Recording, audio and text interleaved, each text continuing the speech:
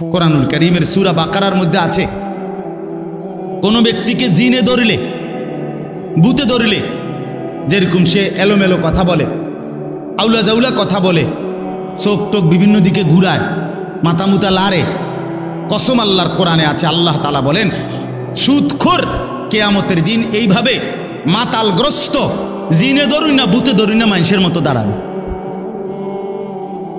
আল্লাযীনা ইয়াকুলুনার রিবা লা ইয়াকুমুনা ইল্লা কামা ইয়াকুমুল্লাযী ইয়াতাখাব্বাতুহু আশ-শাইতানু মিনাল মাস। কোরআনে সূরা বাকারাতে আছে, আল্লাহ তাআলা বলেন সুদখোরের পরিণতি হবে, সে দাঁড়াবে এই অবস্থায় যেন শয়তান জিন দুষ্ট কিছু তার উপরে আসর করছে, এরকম মাতালের মতো, মাতালের মতো। এজন্য দয়া করে এটা বুঝতে শিখেন, প্রসঙ্গক্রমে বললাম এটা ভাবতে শিখেন। কেন আপনি হারাম রোজগার করবেন? কেন আপনি হারামের রাস্তায় যাবেন? একটা কথা জরুরি মনে রাখেন বাপ, আল্লাহ তাআলা কোরআনুল কারীমের মধ্যে আছে দুইটা আয়াত, একই রকম আল্লাহ বলছে আমি আদম থেকে মুহাম্মদ সাল্লাল্লাহু আলাইহি সাল্লাম যত নবী এবং রসুল পাঠিয়েছি, এই ১৬ লাখ নবী ১,২৪,০০০ বা ২,২৪,০০০ বা তার চাইতে বেশি কম, আল্লাহ পাক সকল নবীকে বলছেন দুইটা কথা। এক, তোমরা হালাল খাও, অতঃপর আমি আল্লাহর বন্দেগী করো, অতঃপর আমার বন্দেগী করো। ইয়া আইয়ুহার রুসুল কুলু মিনাত তাইয়্যিবাত ওয়া আমালু সালিহা, হে রাসূলগণ তোমরা হালাল খাও এবং নেক আমল করো। আল্লাহর নবী সাল্লাল্লাহু আলাইহি সাল্লাম বলেন উম্মত শোনো, হে মুমিনরা তোমরাও শোনো। নবীজি বলছে সমস্ত নবীকে আল্লাহ তাআলা এই কথাইটা যেরকম হুবহু বলছেন, খোদার কসম আল্লাহ মুমিন ইমানদার বান্দাদেরকেও এই কথাটা হুবহু নবীদের মতো করে ইমানদারদেরকেও বলছেন। ইয়া আইয়ুহাল্লাযীনা আমানু কুলু মিন তাইয়্যিবাতি মা রাযাকনাকুম। আল্লাহ তাআলা বলেন হে ইমানদারগণ, তোমরা আল্লাহর দেওয়া রিজিকের হালাল যা তাই ভক্ষণ করো, তাই ভক্ষণ করো। ওয়াশকুরুলা, আল্লাহর শুকর আদায় করো। ইন কুনতুম ইয়াহু তা'বুদুন, যদি আল্লাহর বন্দেগী করতে চাও তাহলে আল্লাহর ইবাদতের জন্য হালাল খাও। তাহলে হালাল খাওয়া ইবাদতের জন্য বাধ্যতামূলক, নবীদের জন্য, উম্মতের জন্য। কথাটা বুঝছেন কিনা? তিরমিজি শরীফের হাদিসের মধ্যে আছে রাসূলুল্লাহ সাল্লাল্লাহু আলাইহি সাল্লাম একদিন সচক্ষে দেখলেন কাবা ঘরের গিলাফ দইরা, চুল এলোমেলো, অনেক দূর থেকে সফর করে আসছে, বড় বেশি কাকুতি মিনতি করে আল্লাহর কাছে দুই হাত তুলে এক লোক আল্লাহর কাছে ফরিয়াদ করতেছে, ইয়া রব, ইয়া রব, আয় আল্লাহ আমাকে এই দেন, এই দেন, এটা দেন, ওইটা দেন, ওইটা দেন। নবীজি সাহাবীদেরকে দেখাইয়া বললেন দেখো ওই লোকটার দিকে দেখো, মাতআমুহু হারাম, মাশরাবুহু হারাম, মালবাসুহু হারাম, গুযিয়া বিল হারাম, ফাআন্না ইউস্তাজাবু লাহু। নবী সাল্লাল্লাহু আলাইহি সাল্লাম বলেন দেখো সে যা খেয়েছে হারাম, সে যা পান করেছে তাও হারাম, সে যে পোশাক পরছে তাও হারাম, তার শরীরের যে গোশতগুলো হয়েছে এইটাও হারাম। সে কাবা ঘর মাথাত লইয়া লাইলে কি লাভ হবে? কিভাবে তার দোয়া কবুল হবে? রাসূলুল্লাহ সাল্লাল্লাহু আলাইহি সাল্লাম বলেছেন ফাআন্না ইউস্তাজাবু লাহু। এই বাপ নিজের উপরে কদর করেন, নিজের উপরে রহম করেন। যেই সন্তানের জন্য, যেই স্ত্রী পুত্র পরিজনের জন্য হারাম খাইলেন, সুদ খাইলেন, ঘুষ খাইলেন, মিথ্যা বললেন, চুরি করলেন, ওজনে কম দিলেন, কাস্টমারকে ঠকাইলেন, বাটপারি চিটারি করলেন, আল্লাহর কসম, আল্লাহর কসম, আল্লাহর কসম, আখিরাত তো মিলবেই না, কবর তো মিলবেই না, দুনিয়াও মিলবে না। এই নাফরমান সন্তান আপনার মৃত্যুর পরে আপনারে মনে রাখবে না, রাখবে না, রাখবে না। দৈন্তান নয় কান্না। আমনে কবরের থেকে 20 বছর পরে আইসা, 10 বছর পরে আইসা দেখে যাইয়েন আমনের ঘরে আপনার রেখে যাওয়া স্মৃতির কিচ্ছু নাই, কিচ্ছু নাই। পরবর্তী 20 বছরের ব্যবধানে খাট, পালং, সোফা, ফার্নিচার, কাছের ফ্লেট, নুনের বাড়ি, আমনে যেগুলো জমায়ে দিয়ে গেছিলেন এটি নাই। জিজ্ঞাসা করবেন শুধু পুত নাতিরে, কিরে বাবা আমারগুলা কই, বলবে এগুলো এখন চলে না, এগুলা ওল্ড মডেল, যে হালাই দিছি বউ তাকে। তাহলে তোমার সন্তানই তো তোমার দুনিয়া ফেলে দিল, তোমার বংশধরই তো তোমার দুনিয়া ফেলে দিল, তো আখেরাত তো মিললই না, তো দুনিয়া কোথায় মিলল? দুনিয়া কোথায় মিলল? এই জন্য আল্লাহর দোহাই অনুরোধ করছি, কোনোভাবেই জিফুত পালনের লেগেও সন্তান বংশধর ফ্যামিলি পরিবারের মুখে হাসি ফুটানোর জন্য ওদেরকে নিজেকে জাহান্নামের আগুনে ফেলে দিয়েন। ওই মুখে হাসি ফোটে না, ওই মুখে জাহান্নামের আগুন পুড়বে, আগুন পুড়বে। আল্লাহ তাআলা কোরআনুল কারীমের মধ্যে বলছে, আমি নিজে কিতাবে পড়ছি, কোন বান্দার একটি আমল কবুল হলো কিনা এটার প্রমাণ হলো ওই বান্দাকে আল্লাহ তাআলা এটা কবুল করিলে দ্বিতীয়বার পরের আমল পুনরায় তাকে ওই আমল করার তৌফিক দেয়। এজন্য যার ফজরের নামাজ কবুল হইছে তাকে আল্লাহ জোহর পড়ার তৌফিক দেয়, যার জোহর কবুল হইছে তারে আল্লাহ আসর পড়ার তৌফিক দেয়, যার আসর কবুল হইছে আল্লাহ তারে মাগরিব পড়ার তৌফিক দেয়, যার মাগরিব কবুল হইছে আল্লাহ তারে এশার নামাজ পড়ার তৌফিক দেয়। তাহলে আমনে চান্দু শুক্রবারের 2 রাকাত নামাজ পইরা আগে দিয়েও ফজর পড়েন নাই, পরে দিয়েও আসর পড়েন নাই, মাগরিব পড়েন নাই, সারা সপ্তাহ নামাজ পড়েন নাই, আমনের জুমার নামাজের কি দশা আমনে বুঝেন?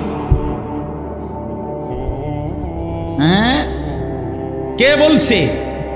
এই যুবক ছেলেরা, তোমরা যারা শুধু জুমার নামাজ পড়ো, অথবা মাঝ বয়সী যারা আপনারা যারা শুধু শুক্রবারের 2 রাকাত নামাজ পড়েন, এটা আপনাদেরকে কে শিখাইছে বলেন?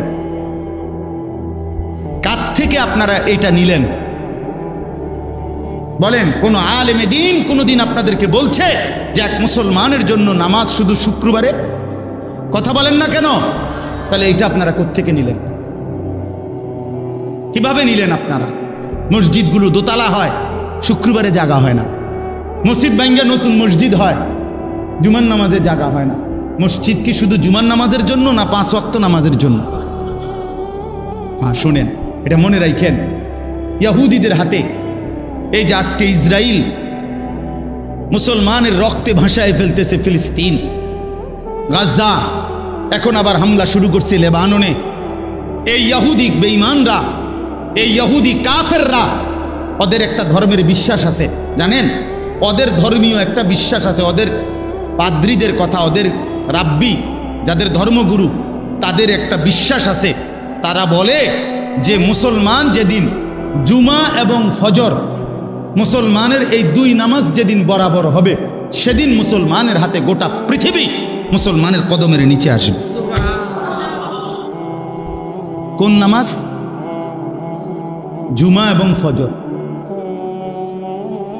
আমি নিজে কিতাবে পড়ছি। হ্যাঁ হ্যাঁ, ইমানের বিজয়ের জন্য, মুসলমানের বিজয়ের জন্য ফজরের নামাজ জরুরি। তাহলে এরপরে কি কথা থাকতে পারে? আল্লাহর কথার উপরে আর কি আবেদন হইতে পারে? এই জন্য ইনশাআল্লাহ এরপরে আপনারা আর যেটুকু সম্ভব হয়েছে বসছেন, এইবার স্বেচ্ছাসেবক ভাইরা জিম্মাদারি আদায় করেন, আদায় করে যেটুকু কেউরে বসাইতে পারলে বসান, আর না যা কোনোভাবেই জায়গা দিতে না পারলে ওনাদেরকে বলেন সামনের বছর আসতে। সামনের বছর ওনারা যেন আগে আগে আসে, তাইলে ওনারা আইসা আগে বসে। এবার তো শিক্ষা হয়েছে যে আগে না আইয়া ভুল হয়েছে, ঠিক না? আল্লাহ তাআলা আমাদেরকে বুঝ দান করেন। এই সূরায়ে মাআরিজ, এই সূরার এই আয়াতের মধ্যে যেখান থেকে আমি পড়ছি 19 নম্বর আয়াত, আল্লাহ তাআলা মানুষের স্বাভাবিক একটা চরিত্র তুলে ধরছে। প্রথম, মানুষ মাত্রই তার স্বাভাবিক চরিত্রটা কেমন হয় আল্লাহ তাআলা এটা প্রথম তুলে ধরছেন। এরপরে সেই চরিত্র থেকে পবিত্র থাকে কারা, মুক্ত থাকে কারা, এরকম গুণাবলী সম্পন্ন কিছু বান্দার পরিচয় আল্লাহ তাআলা তুলে ধরছেন। অর্থাৎ প্রথম আল্লাহ তাআলা বলছেন ইন্নাল ইনসানা খুলিকা হালুয়া। এই যে কথা এখান থেকে শুরু করলেন, নিশ্চয়ই মানুষ তাকে বানানো হয়েছে স্বাভাবিকভাবে হালুয়া এই চরিত্র। এই শব্দটার অর্থ হলো তিনটা। এক নম্বর হলো ভীরু, দুই নম্বর হলো অধৈর্য, তিন নম্বর হলো লুভি। লুভি লুভি আল্লাহ তাআলা বলেন মানুষের স্বাভাবিক আচরণ হলো, মানুষকে স্বাভাবিকভাবে বানানো হয়েছে, মানুষের স্বাভাবিক চরিত্র হলো সে ভীরু, সে অধৈর্য, সে লুভি। কি ব্যাপারে ভীরু, কি ব্যাপারে অধৈর্য, কি ব্যাপারে লুভি? আল্লাহ তাআলা সেটার দুইটা উদাহরণ দিছে। ইদা মাসসাহুশ শাররু জাজুআ ওয়া ইদা মাসসাহুল খাইরু মানুআ। আল্লাহ তাআলা বলেন স্বাভাবিকভাবে মানুষ এমন হয় যে যখন তার উপরে কোনো মুসিবত আসে, অকল্যাণ অপছন্দনীয় কিছু আসে, তো অল্পতেই হতাশ হয়ে পড়ে, হতাশ হয়ে যায়। আবার যখন তার পক্ষে তার পছন্দসই, তার পছন্দ মতো চাহিদা মতো কিছু মিলে, পেয়ে যায়, স্বাচ্ছন্দ্য তার সুবিধা মতো, তখন সে মানুয়া কৃপণ হয়ে যায়। অর্থাৎ তখন আর সে আল্লাহর পথে, আল্লাহর ইবাদতে, আল্লাহর জন্য তা ব্যয় করতে আর চায় না।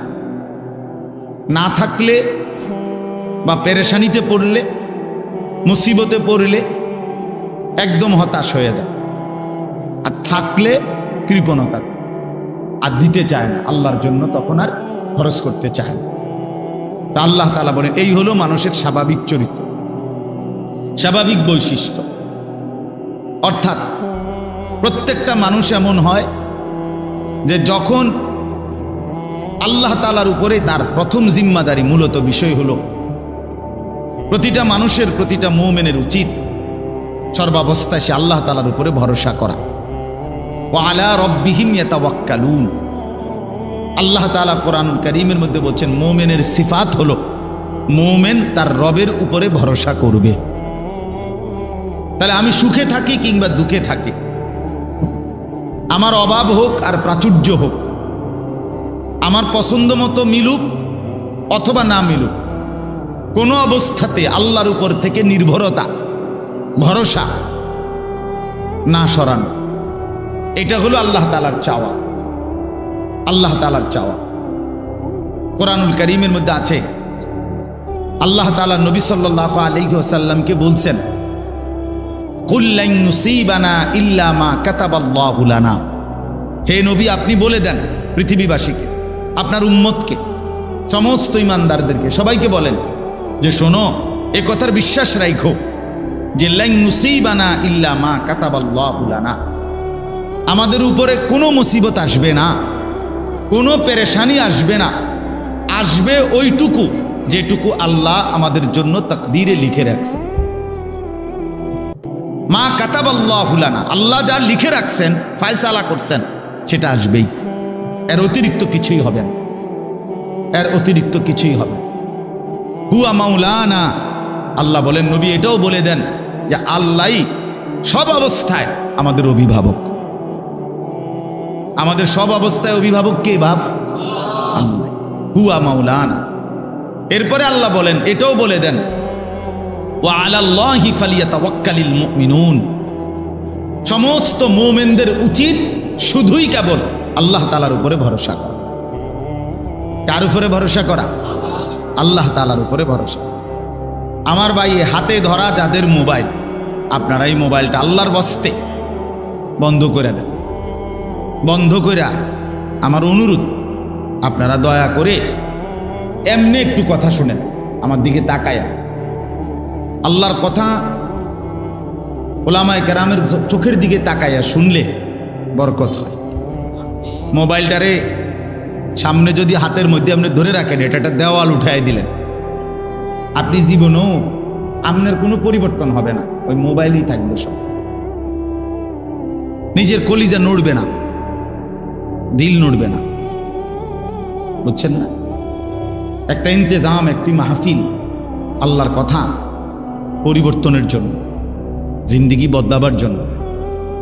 কলিজা যদি না নড়ে, বিবেক যদি না নড়ে, নিজের মধ্যে কিছুটা হইল যদি নড়াচড়া না আসে, তো শুনিলাম আমি যেমন ছিলাম তেমন, এভাবেই দিনের পর দিন, মাসের পর মাস, বছরের পর বছর।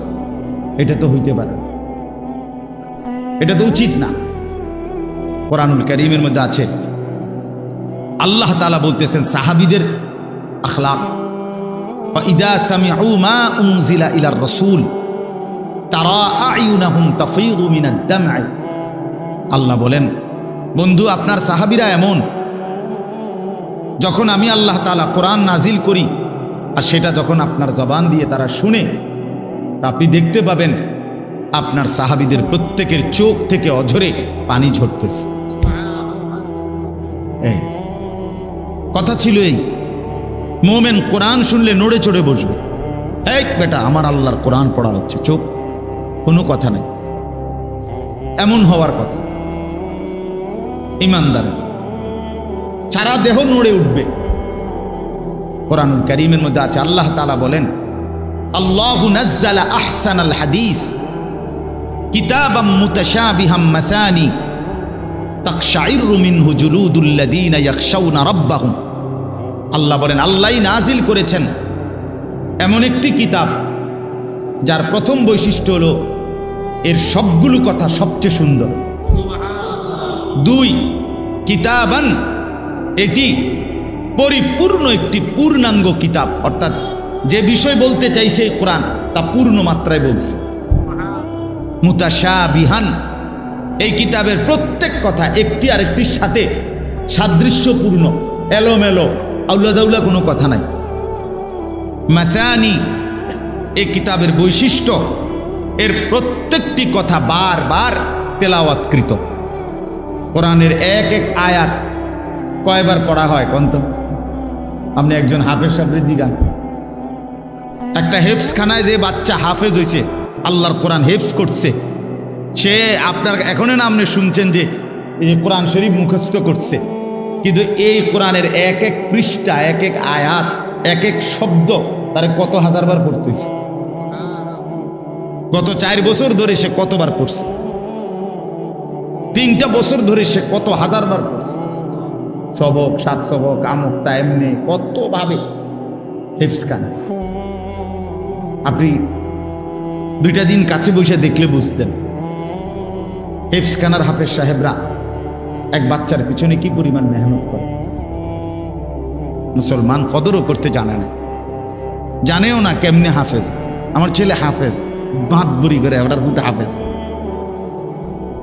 মাতবর, বাবা, কিন্তু কি পরিমাণ মেহনত করে আল্লাহ তাআলা তাকে কোরআনের দৌলত দান করছে। তো এই জন্য বললাম, আল্লাহ তাআলা বলেন মাসানি, বারবার পাঠ করা হয়। তাকশাইরু মিনহু জুলুদুল্লাযীনা ইয়াখশাউনা রাব্বাহুম, এই কথাটা বলার জন্য আমি পড়ছি।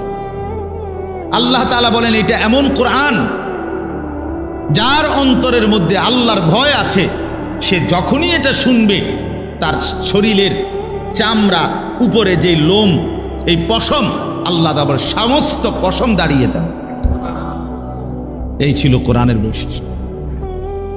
সুম্মা তালিনু জুলুদুহুম ওয়া কুলুবুহুম ইলা যিকরিল্লাহ, অতঃপর তার সমস্ত শরীর এবং তার দিল পুরাটা আল্লাহ তাআলার স্মরণে ঝুঁকে পড়বে। এই ছিল কোরআন। আফসোসের ব্যাপার মুসলমান বাপ 20 বছর ধরে আল্লাহর কোরআন শোনে, 30 বছর ধরে মসজিদে নামাজ পড়ে, বেনামাজি তো আচ্ছা বাদে দিলাম, কিন্তু নামাজি মানুষ চাচা আজগা 20 বছর 15 বছর থেকে সামনের কাতারে বসেই নামাজ পড়ে, দ্বিতীয় কাতারে, প্রথম কাতারে, এশার নামাজ, ফজরের নামাজ, মাগরিবের নামাজ, আল্লাহর কোরআন শুনতেছে ইমাম সাহেবের জবানে, কিন্তু 30 বছরে কলজার ভিতরে এই বিবেকটাও আসে নাই যে আমার কোরআন শরীফটা অশুদ্ধ, এটা ঠিক করা দরকার। এ কি পরিমাণ বদনসিব মুসলমান! আর কলিজার পরিবর্তন তো পরের খবর, দিল নড়বে এটা তো পরের খবর। নিজের কোরআন শরীফটা যে অশুদ্ধ সূরা কেরাত এইটাও মানতে নারাজ, এটাও বুঝতে নারাজ। দাদা কইছে বাইনতাম দান, বাইনতে আসি ও দাদান। ও দাদান মানে ভিজা দান। ভিজা ধান ঢেকিতে দিলে এটা সারাদিন বাইরে এলেও ধান থেকে চাউল আলাদা হবে না, হবে না। তাহলে এই জন্য এটা আল্লাহর কোরআনের কথা বলতে গিয়ে বল, জিন্দিগি যদি না নড়ে, বিবেক যদি না নড়ে, দিল যদি না নড়ে, তো আল্লাহর কোরআন কি শুনবেন, কি বুঝবেন? আপনার অনেক মুসলমান আছেন যাদের কোরআন শরীফ অশুদ্ধ, 90 বছর বয়স, 50 বছর বয়স, 60 বছর বয়স, 30 বছর বয়স, একটা সূরাও ঠিক করে পড়তে পারেন। এবং এটা যে অপরাধ, আমরা এটাই তার দিলে না। এইটা যে একটা পাপ, অন্যায়, এটা যে গুনাহ, এটা যে একটা দুর্ভাগ্য, এইটাও জান, এটাও জান। বছরের পর বছর এক তালে আছে, এক তাল অশুদ্ধ। আত্তাহিয়াতু শুদ্ধ বলতে পারে না, দোয়ায়ে কুনুত শুদ্ধ পড়তে পারে না। এটা যে কোনো ঠিক করা দরকার, এই মানসিকতাও না। শব্দটা হলো সামিআ, আইন, সামি আল্লাহু, আইন। আমনে কোন সামি আল্লাহু লিমান হামিদা, সামিয়া এটা তো ইয়া, তো এটা কি হইল? আপনি 100 বছর পড়লেও তো এটা হয়েছে না। শব্দটা তো হলো আইন, আপনি তো করলেন ইয়া। সামি আল্লাহু লিমান হামিদা, সামিয়া তো না। আপনি তো বললেন হামজা, সামিআ, শব্দ তো হামজা না, শব্দ তো ইয়া না, শব্দ কি? আইন। তো আমরা আইন এটা শিখতে হইব না? এটা হলকের মাঝখান দিয়ে কেমনে উচ্চারণ করতে হয় এটা শিখতে হবে না আপনাকে? আপনার শুদ্ধ হবে কেমন? শুদ্ধ হবে কেন? বড় যে কাফ, কুল, কুল, এটা যদি কোনো আলেম থেকে কেউ মস্ক না করে, খুদার কসম সে ইহ জিন্দিগি তো সঠিক উচ্চারণ করতে পারবে না। কবর থেকে উঠতে আইলেও পারত না। এটা কোনো আলেম থেকে শিখতে হবে। কারণ বাংলাতে এ কফ এটার কোনো অক্ষর নেই। ছোট কাফের অক্ষর আছে ক, মানে ছোট কাফ যেটা, সেটার জন্য কি আছে ক, ক, ক, খ, এ ক, এটা দ্বারা বোঝা গেল যে ছোট কাফ।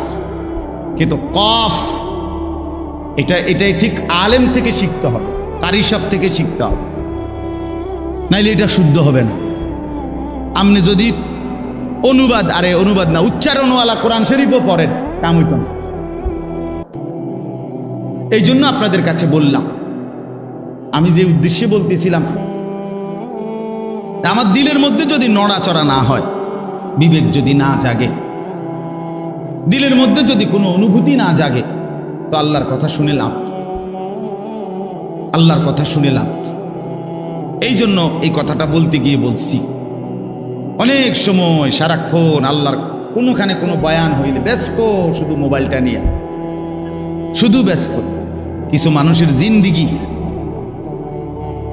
বদনসিব এমন যে 24টা ঘন্টা জিন্দিগিটারে মোবাইলটার সাথেই মিলাই দিছে। আজ আমাদের লাখ লাখ নওজোয়ান, সে তার জীবনের সমস্ত স্বপ্ন, আশা, আকাঙ্ক্ষা, ভালোবাসা, আবেগ, অনুভূতি, চিন্তা, চেতনা, সব কিছু, জীবনটা পুরা উৎসর্গ এই মোবাইলের কাছে। হায় হায় আফসোস। আপনি তার একটা হাত খুললে লাগবেন, হে মেনে নিবে, মোবাইলটার থেকে তার 1 ঘন্টা আলাদা রাখবেন, সেটা মানবেন। এই পরিমাণ নেশাগ্রস্ত, এই পরিমাণ। মদের আসক্তি এত মারাত্মক না, জুয়ার আসক্তি এত মারাত্মক, মোবাইলের আসক্তি যে পরিমাণ। হাজার হাজার যুবক, লাখ লাখ যুবক একটা সেজদা দেয় না, এই মোবাইলের আসক্তি। সারা দিন রাত তার একটাই, এখানে কোনো বয়স্ক লোকে দেখে না, আলেমে দেখতেছে না, আমার আত্মীয় স্বজন দেখতেছে, না আমার অভিভাবক জানতেছে, কারো কোনো ইজ্জত সম্মানের দিকে তার কোনো পরোয়া নাই।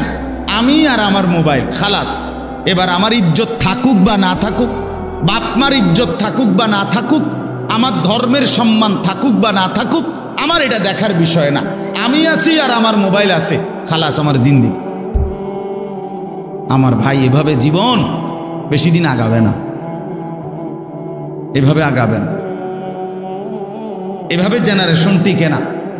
এত ফালতু হইলে, এত গাফেল হইলে, এত অমনোযোগী হইলে, দুনিয়া আখেরাত সব কিছুর ব্যাপারে এত বেখেয়ালি হইলে পৃথিবী টিকবে না, দুনিয়াও টিকবে না, আখেরাতও টিকবে না। এই জন্য আমি অনুরোধ করতেছি, আজকের জন্য না, মোবাইলের এই আসক্তি কমানো উচিত ভাই, সবাই কমানো উচিত। প্রয়োজনকে প্রয়োজনের মধ্যেই সীমাবদ্ধ রাখা চাই। রাত দিন সব কিছু, কুকুর, বিড়াল, শূকর, মানুষ, গরু, ছাগল, হাঁস, মুরগি, যেটা দেখি এইটারই ছবি উঠাইতে হবে। এইটা একটা প্রতিবন্ধীমূলক আচরণ ছাড়া আর কিছু না। এটা একটা ফালতু কথা, ফালতু অভ্যাস, এটা একটা বদ আখলাক। এই জন্য দয়া করে প্রত্যেকেই ফিকির করেন, ইনসাফের সাথে ভাবেন। যুবক ভাই আপনারাও ভাবেন, নওজওয়ান তোমরাও ভাবো ভাইয়া, এক মুসলমানের জিন্দেগি এত ফালতু যেন নষ্ট না হয়। আল্লাহ আমাদেরকে বুঝ দান করে। চলেন, আমি আমার কথাটা বলতেছিলাম যে এক মুমিনের সিফাত, এক মুসলমানের সিফাত আল্লাহ তাআলা চান, বান্দা হার হালাতে আমার উপরে ভরসা করো, সুখে থাকো আর দুঃখে থাকো, কার উপরে ভরসা করো?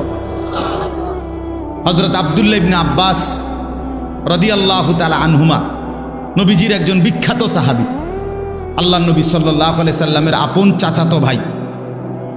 তিনি অনেক বড় মাপের সাহাবী ছিলেন।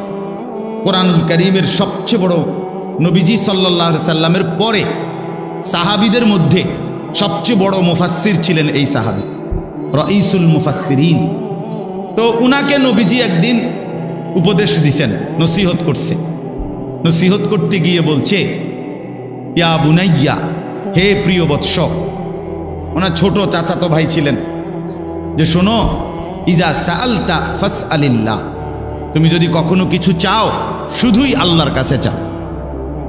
ওয়া ইজা ইসতাআনতা ফাসতাইন বিল্লাহ, তুমি যদি কিছু সাহায্য প্রার্থনা করো শুধু আল্লাহর কাছেই সাহায্য প্রার্থনা। এরপরে বললেন, ওয়া আলাম আন্নাল উম্মাতা লাউ ইজতামাআত আলা আন ইয়ানফাউকা বিশাইইন লাম ইয়ানফাউকা ইল্লা বিশাইইন কাদ কাতাবাহুল্লাহু লাক।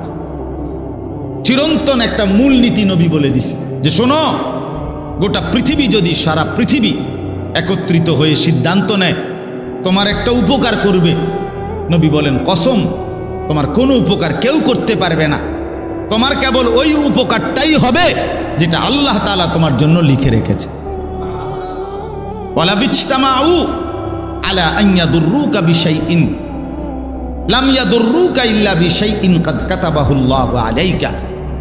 এরপরে নবী বলেন, শুনো, সারা পৃথিবী মিলে যদি সিদ্ধান্ত নেয় তোমার একটা মুসিবত করবে, ক্ষতি করবে, বিপদে ফেলবে, তোমার একটি মুসিবতে দিবে তোমাকে, কেউ তোমাকে কোনো মুসিবতে ফেলতে পারবে না, কেবল তোমার ওই মুসিবতটাই আসবে যেটা আল্লাহ তাআলা তোমার জন্য তাকদীরে লিখে রাখছে। তাহলে সুখের প্রতিবিন্দু আল্লাহর পক্ষ থেকেই আসে, দুঃখের প্রতিবিন্দু কার থেকে আসে? যিনি হাসান তিনি কাঁদান। মুখের হাসি যার দান, চোখের পানি তারই দান। ওয়া আন্নাহু হুয়া আবহাকা ওয়া আবকা, আল্লাহ বলেন তিনি হাসান, তিনি কাঁদান। তাহলে আনন্দ বেদনা, সুখ দুঃখ, প্রাপ্তি অপ্রাপ্তি, প্রত্যাশা মতো হওয়া অথবা না হওয়া, সর্বাবস্থায় মূলত ফয়সালাটা কার? আল্লাহ। আল্লাহ আল্লাহ, মাখলুক থেকে কিছুই হয় না, সব হয় কার থেকে? আল্লাহ থেকে। আল্লাহ থেকে, আল্লাহ থেকে, আল্লাহই করেন সব, আল্লাহই করেন। তো এখন আল্লাহ তাআলা বলেন, স্বাভাবিক যেই মানুষের মধ্যে দ্বীন নাই, ঈমান নাই, আল্লাহর বন্দিগি নাই, আল্লাহ তাআলার সাথে সম্পর্ক নাই, তো সেই মানুষের স্বাভাবিক অভ্যাস হইল সে ভীরু, সে লোভী, সে অধৈর্য। তার মানে হইল সে আল্লাহ তাআলার ফয়সালা আসা পর্যন্ত অপেক্ষা করতে রাজি না। সে নিজের থেকেই সিদ্ধান্ত নিয়ে নিছে এই 3 দিনের ভিতরে যদি আমার এটা না হয় আর হইতো না।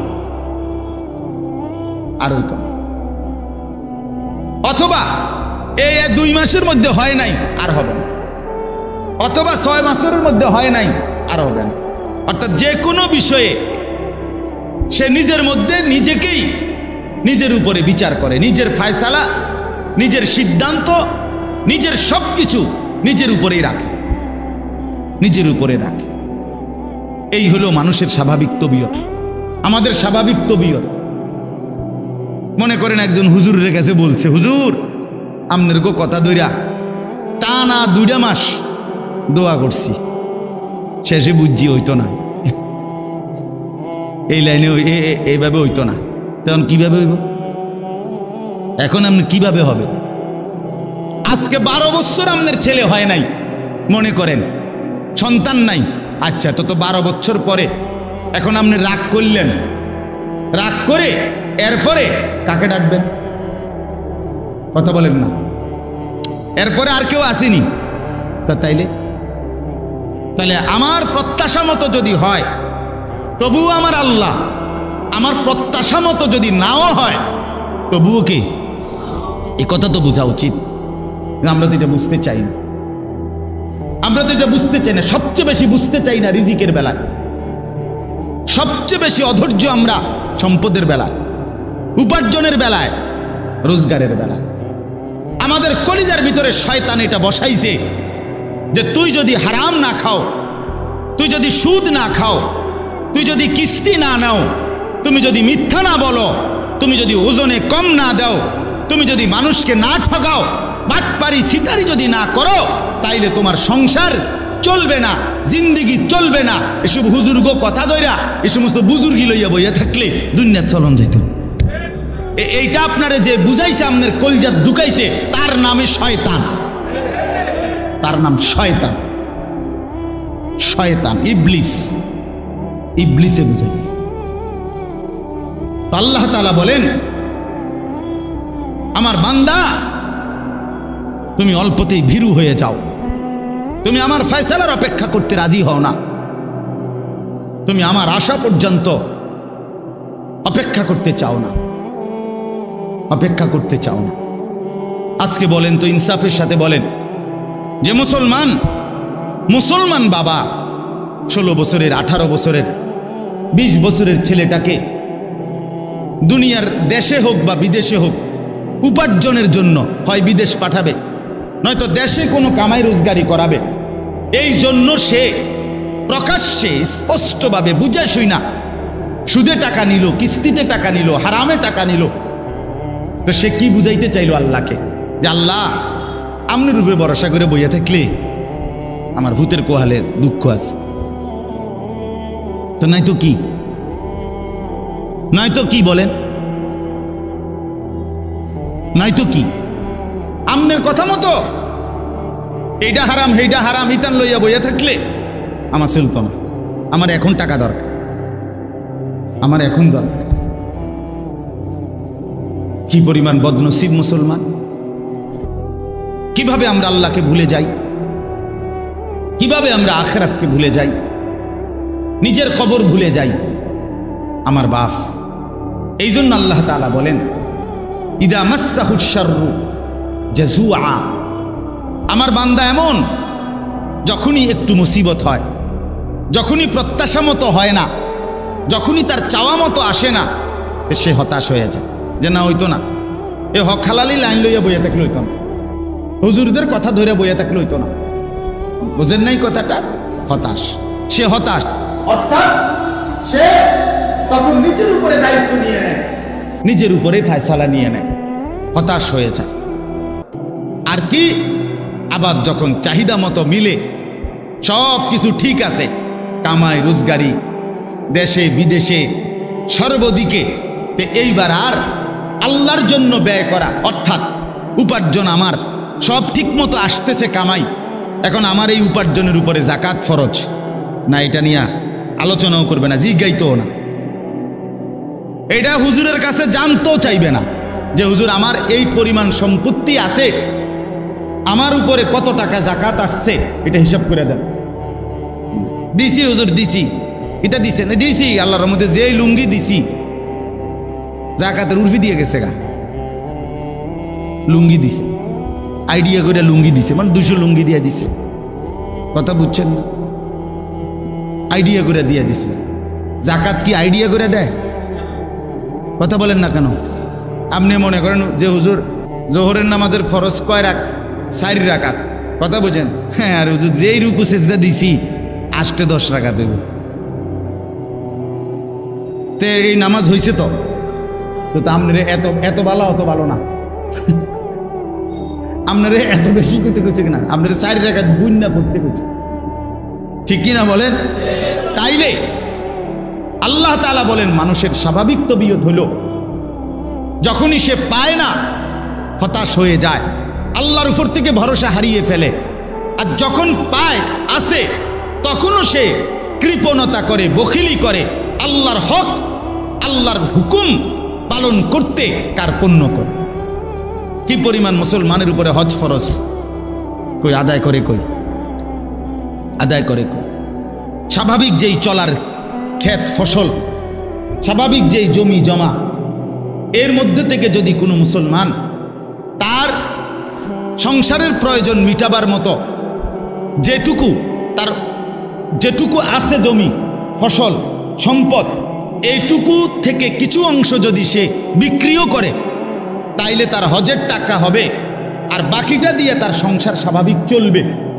এই মুসলমানের উপরে নিঃসন্দেহে হজ ফরজ, হজ ফরজ। রাসূলুল্লাহ সাল্লাল্লাহু আলাইহি সাল্লাম বলছে যে হজ ফরজ হওয়ার পরেও হজ করে নাই, না করে মরে গেল, খোদার কসম নবী বলছে আমি জানি না এটা কি ইহুদি মরছে না খ্রিস্টান মরছে, বাকি মুসলমান মরে নাই এটা জানি। নবীজি এ কথাও বলে নাই যে আমি জানি না এটা কি মুসলমান মরলো না বেঈমান মরলো, না এ কথা বলে নাই, বলছে আমি জানি না এটা কি ইহুদি মরছে না খ্রিস্টান মরছে।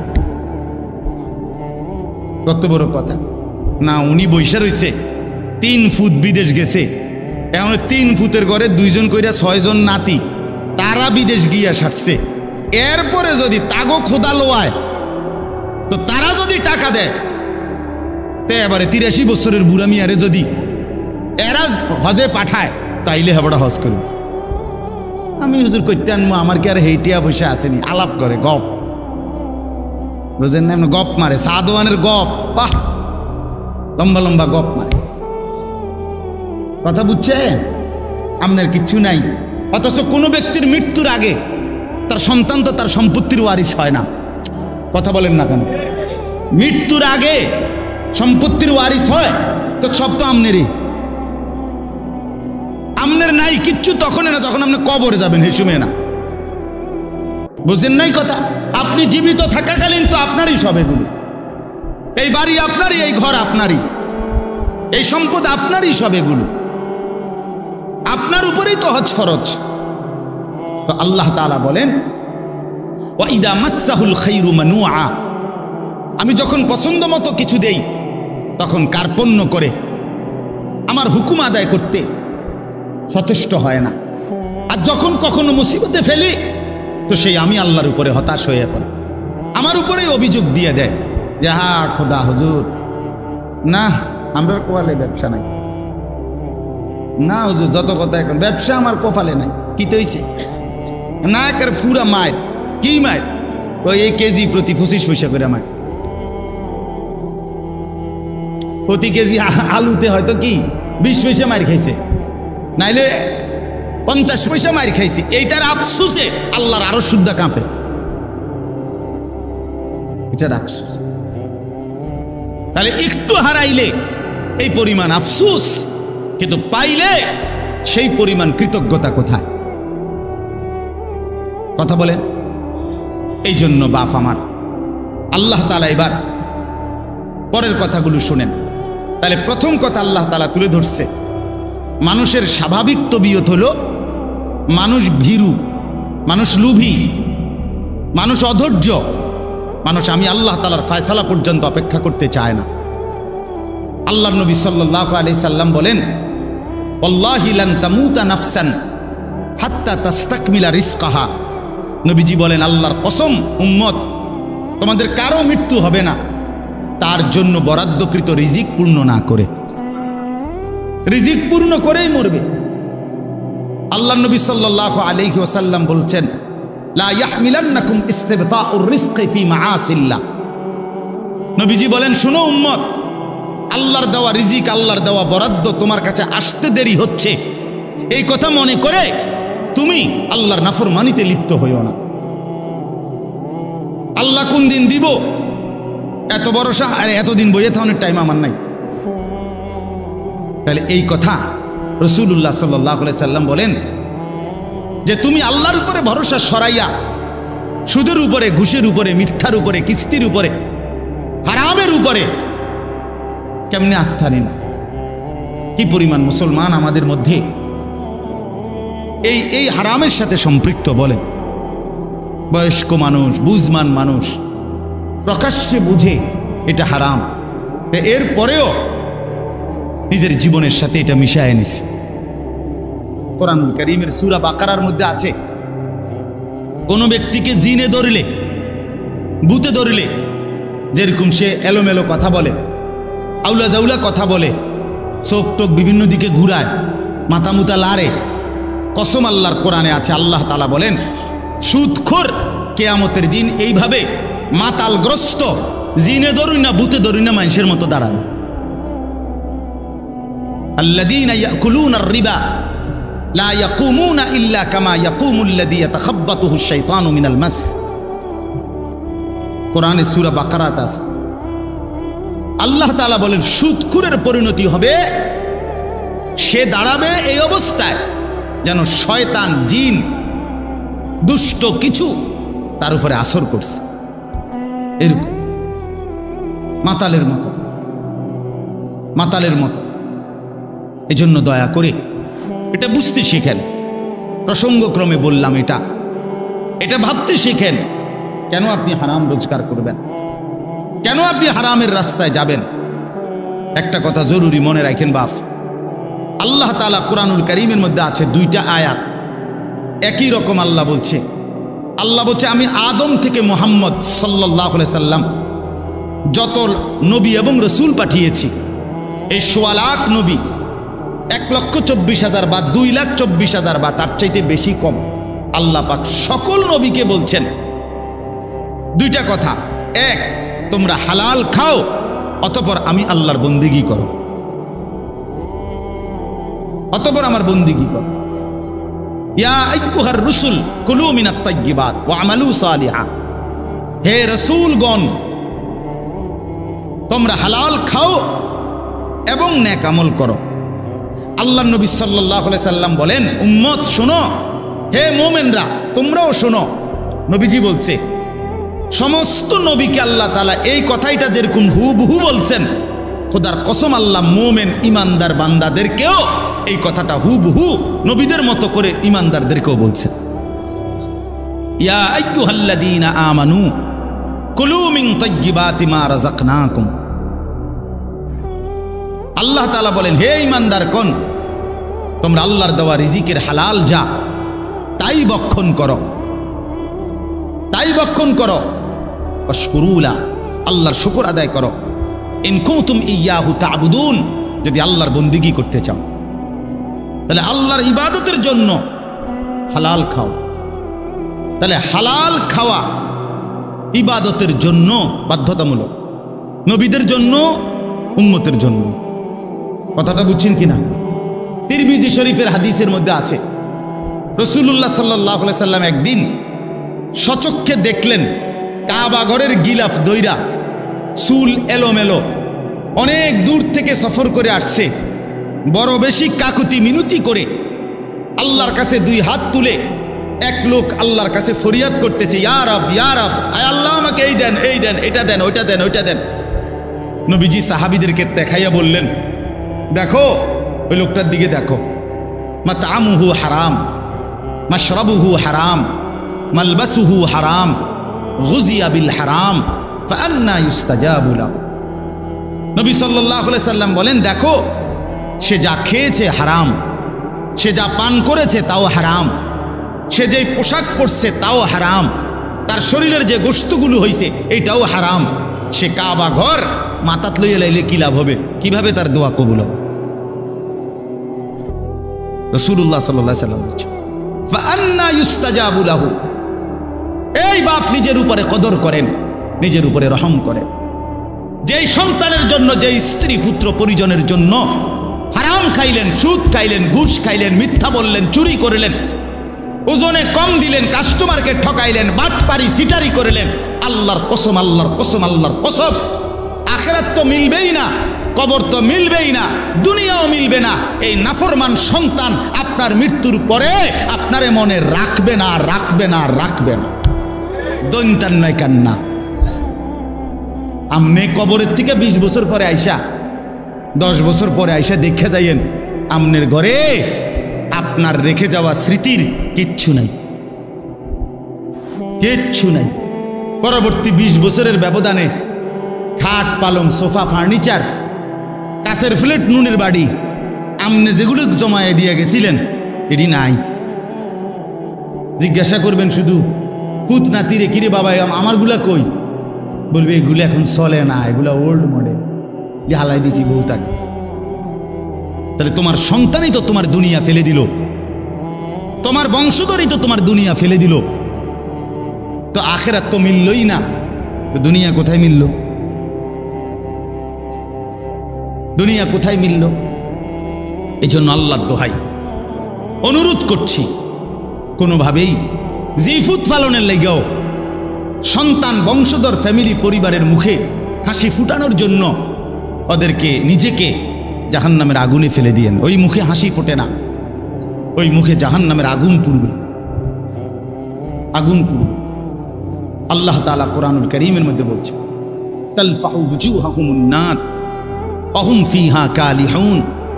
আল্লাহ বলে জাহান্নামীর চেহারাকে মাছ যেভাবে তেলের মধ্যে চাপ দিয়া দিয়া ভাজে, এক পিঠে চাপ দিলে যেরকম ভাজি করে আবার আরেক পিঠে, খোদার কসম আল্লাহ বলছেন জাহান্নামীর দুই চেহারাকে, গালকে এইভাবে জাহান্নামের আগুনে চাপ দিয়ে দিয়ে পোড়ানো হবে।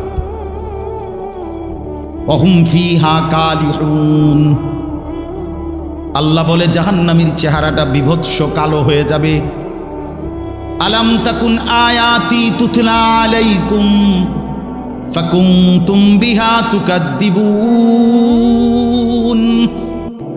আল্লাহ বলেন, আল্লাহ তখন বলবেন জাহান্নামী, আমি আল্লাহর আয়াত, আমার হুকুম, আমার বিধান বারবার তোমার কাছে পড়া হয়েছিল, বলা হয়েছিল, শোনানো হয়েছিল, কিন্তু ফাকুনতুম বিহা তুকাদ্দিবুন, তুমি না ফরমান, আমার প্রত্যেকটা কথাকে মিথ্যা মনে করেছিলে। এই আয়াত এই সূরার শুরুতেই আছে। আল্লাহ বলেন, ইউবাসসারুনাহুম ইয়াওয়াদ্দুল মুজরিমু লাউ ইয়াফতাদি মিন আযাবি ইয়াউমিইদিন বিবানিহ। আল্লাহ বলেন, নাফরমান হাসরের ময়দানে জাহান্নামের দৃশ্য দেখতে পাবে। জাহান্নামের দৃশ্য যখন দেখবে, খোদার কসম আল্লাহ বলেন, প্রত্যেক পাপী নাফরমান আল্লাহকে বলবে, আল্লাহ আমাকে জাহান্নাম থেকে বাঁচিয়ে দেন, বিনিময়ে আজকের এই দিনে আমার যত সন্তান তাদেরকে জাহান্নামে দিয়ে দেন। ওয়া সাহিবাতিহি, আমার স্ত্রীকে জাহান্নামে দিয়ে দেন। ওয়া আখিহি, আমার ভাইকে জাহান্নামে দিয়ে দেন। ওয়া ফাসিলাতিহি আল্লাতি তুউবি, আমার মহল্লাবাসী যাদের সাথে আমি থাকতাম তাদেরকেও জাহান্নামে দিয়ে দেন। ওয়ামান ফিল আরদি জামিআ, আল্লাহ গোটা জমিনের সমস্ত মানুষকে জাহান্নামে দিয়ে দেন। সুম্মা ইউনজি, বিনিময়ে শুধু আমারে বাঁচায়া দেন। আল্লাহ আমারে বাঁচায়া দেন। জাহান্নামের দৃশ্য দেখে সে এই পরিমাণ ভয় পাবে। আল্লাহ বলেন, কাল্লা, কি বলবেন? কাল্লা, না বান্দা কখনোই হবে না। ইন্নাহা লাযা, জাহান্নামের আগুন বড় লেলিহান আগুনের শিখা। নাজ্জাআতাল লিশশাওয়া, চামড়াগুলোকে একদম গলায়া ফেলবে, চামড়াগুলোকে পুড়ে ছাই করে ফেলবে। কুল্লামা নাদিজাত জুলুদুহুম বাদদালনাহুম জুলুদান গায়রাহা। আল্লাহ বলেন নাফরমানের জাহান্নামে চামড়া যখন জ্বলে যাবে, সাথে সাথে চামড়া নতুন করে বানিয়ে দেয়া হবে। কুল্লামা আরাদু আন ইয়াখরুজু মিনহা উঈদু ফিহা। আল্লাহ বলে জাহান্নামী যখন আগুনের মধ্যে সাঁতার কাইটা পারে আসতে চাইবে, ফেরেশতা তখন লাথি দিয়া আবার আগুনের মধ্যেই ফেরত দিয়ে দিবে। এই কথাগুলো কোরআনের আয়াত। ইন্নাল মুজরিমিনা ফি আযাবি জাহান্নাম খালিদুন। আল্লাহ বলে নাফরমান জাহান্নামের আযাবের মধ্যেই থাকবে চিরস্থায়ী। লা ইউফাত্তারু আনহুম, এক সেকেন্ডের জন্য বিরতি দেয়া হবে না। ওয়াহুম ফীহি মুবলিসুন। আল্লাহ বলে জাহান্নামী অনন্তকাল জাহান্নামে বিষণ্ণ মলিন চেহারা নিয়েই পড়ে থাকবে, কোনোদিন হাসি ফুটবে না। ওমা যালামনাহুম ওয়ালাকিন কানু হুমুজ যালিমিন। আল্লাহ বলবেন জাহান্নামী, বিশ্বাস করো বান্দা, আমি তোর উপরে জুলুম করি নাই বান্দা, তুমি নিজেই নিজের উপরে জুলুম করেছ। দুপুর 1টা বাজে জোহরের আজান হইছে, আরেকবার 4টা বাজে আসরের আজান হইছে, মাঝখানে 3টা ঘন্টা সময় ছিল বান্দা। 12 রাকাত নামাজ পড়তে 3 ঘন্টা লাগতো না, কিন্তু তুমি নাফরমান আমার দেওয়া 3টা ঘন্টা পাত্তা দিলা না। ফজরের নামাজ ছিল মাত্র 4 রাকাত, সময় তো ছিল 1 ঘন্টার মতো। 4 রাকাত নামাজ পড়তে তো বান্দা 1 ঘন্টা লাগে না, 10 মিনিটেই তো হয়ে যেত। তুমি তো ইচ্ছে করে আমার দেওয়ার সময়টাকে গুরুত্ব দিলা না। আমি তো আগের টাইমে তোমারে আমি ঘুম পাড়াইছি, সারা রাত আমি আল্লাহ অন্ধকারের কালো চাদর দিয়ে দুনিয়া ঢেকে দিয়েছি। আমি যদি এই রাত্রি অন্ধকার না বানাইতাম, তুমি বান্দা আরাম করে কেমনে ঘুমাইতা।